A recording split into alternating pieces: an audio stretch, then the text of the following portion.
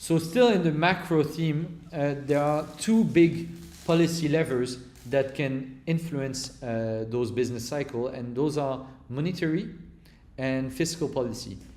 So monetary policy is the job of the central bank, and the central bank is the institution that controls the short-term policy rate and the supply of money, and by setting the overnight risk-free rate and using tools like open market operation, asset purchase, even setting expectation, it influences the short end of the yield curve, and as a result of that, all the other rates, or all the other interest rates. And to understand how powerful is the central bank, you can think of this little stories, or this little analogy intuition is, imagine that the risk-free rate, the US Treasury bills are paying 10%.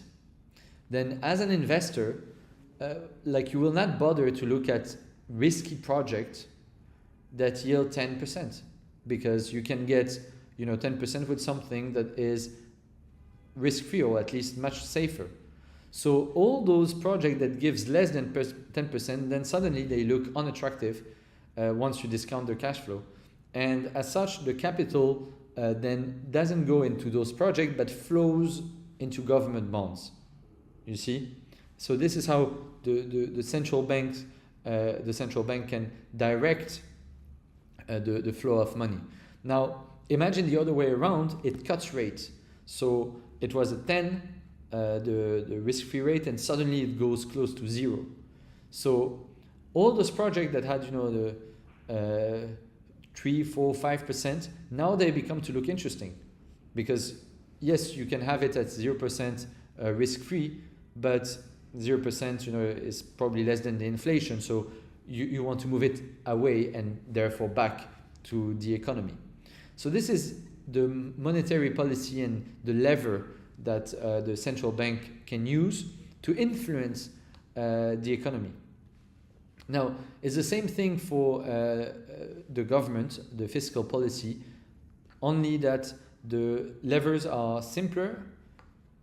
Conceptually, it's spending and taxation. So if the fiscal policy is expansionary, it means that the government is increasing its spending, so it injects more money into the economy. It creates jobs. There is more services that are purchased. So spending increase the amount of money in the economy.